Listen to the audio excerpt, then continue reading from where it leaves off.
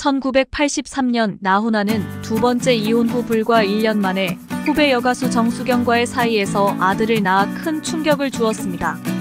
정수경은 15세에 일본에서 아이돌 가수로 데뷔한 후 귀국해 여군 1등병이라는 음반을 통해 국내에 얼굴을 알린 인물로 나훈아보다 14세 연하입니다. 1985년 두 사람은 영동교회에서 정식 결혼식을 올리며 정수경은 나훈아의 세 번째 부인이 되었고 이듬해 딸도 출산했습니다. 이후 큰아들 최유민 군이 하와이의 한 중학교 입학시험에서 수석 합격하면서 정수경은 두 아이와 함께 하와이로 이주했지만 최근에는 아들이 림프암으로 투병 중이라는 소식이 들려왔습니다. 나훈아의 가창력과 노래 실력에 의문을 제기하는 사람은 거의 없을 것입니다. JYP 박진영 사장도 훈수를 두지 못할 정도로 말이죠. 나훈아의 콘서트를 다녀온 사람들은 그것이 단순한 공연이 아니라 인생에서 한 번만 경험할 수 있을지도 모를 살아있는 전설의 현장이라고 느꼈다고 합니다. 하지만 나훈아의 끊임없는 소문과 논란으로 인해 그의 가족들은 많은 어려움을 겪었습니다. 1975년 첫 부인 이수키와 이혼한 후 10살 연상의 배우 김지미와 결혼했는데 이 결혼은 당시 큰 화제가 되었습니다. 두 사람은 김지미의 고향인 신탄진에서 약 6년을 함께 살다가 1982년 나훈아의 가요계 복귀로 인한 갈등으로 이혼하게 되었습니다. 이혼 당시 나훈아는 자신의 전 재산을 김지미에게 넘기며 남자는 돈이 없어도 살아갈 수 있지만 여자는 혼자 살아가려면 반드시 돈이 필요하다고 말했죠. 지금은 이해하기 어려울 수 있지만 당시 시대상과 나훈아의 대인배다운 모습을 감안하면 이해할 수 있습니다. 이후 나훈아는 두 번째 이혼 후 정수경과 동거를 시작해 첫째 아들을 얻었고 1983년에 세 번째 결혼을 했습니다. 정수경은 결혼 당시 25세로 나훈아보다 14살 어렸습니다. 정수경은 처음엔 나훈아의 구애를 거절했지만 그의 믿음직스러운 모습과 가수 활동을 몇 년만 더 하고 접겠다는 약속을 받아들이며 결혼에 승낙했습니다. 두 사람은 1983년 결혼 후 단란한 가정을 꾸리며 아들과 딸을 두었습니다.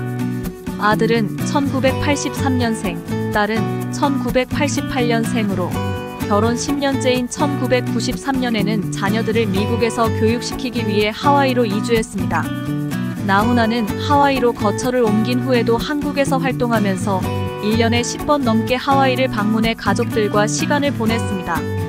하지만 2007년 여러 루머와 오랜 가수 생활로 힘들어하며 해외여행을 떠난다는 말을 남기고는 가족들과 연락이 두절되었습니다.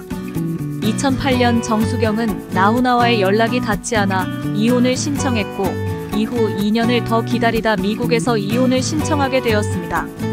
정수경은 아들의 림프암 투병 중이라는 소식을 전하며 아들이 수술을 받고 현재 안정 단계에 있다고 밝혔습니다. 그러나 나훈아는 이를 믿기 어려워하는 반응을 보였습니다. 정수경은 자신의 수입원이 변변치 않지만 아들이 건실한 직장에 다니며 의료보험 혜택을 받아 병원비를 충당하고 있다고 했습니다. 하지만 앞으로도 병원비가 많이 들 것이라고 우려했습니다. 정수경이 미국에서 이혼을 신청하자 국내에서는 비판 여론이 높아졌습니다. 나훈아가 한국에서 번 돈으로 가족을 부양했는데 정수경이 이혼을 하려 한다는 비난이 있었죠. 결국 이혼 소송은 나훈아의 승소로 끝났고 대법원까지 올라간 결과 정수경의 상고는 기각되었습니다. 이혼 후 나훈아는 자녀들과 왕래가 없었지만 딸의 결혼식에는 경제적인 도움을 줬다고 합니다. 딸에게 신혼집을 마련해 주었고 두 자녀 모두 아버지의 도움으로 풍족하게 살고 있다고 합니다.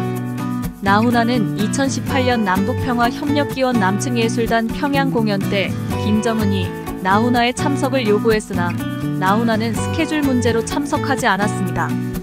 2022년 나훈아는 콘서트 중 김정은을 정면으로 비판하며 화제를 모으기도 했습니다.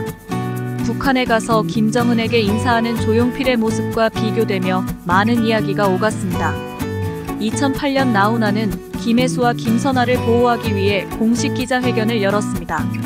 한 언론 매체의 기자가 블로그에 나훈아가 일본 야쿠자의 연인인 여배우 K씨와의 스캔들로 인해 중요 신체 부위를 절단당했다는 기사를 올렸기 때문이죠. 나훈아는 이를 잠재우기 위해 기자회견에서 자신의 결백을 증명하려 했습니다.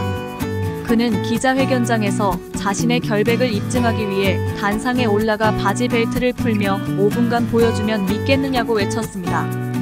결국 그의 결백이 증명되었고 루머는 잠재워졌습니다. 나훈아는 평범하지 않은 인물로 그를 평범한 사람의 잣대로 재단해서는 안 된다고 생각합니다.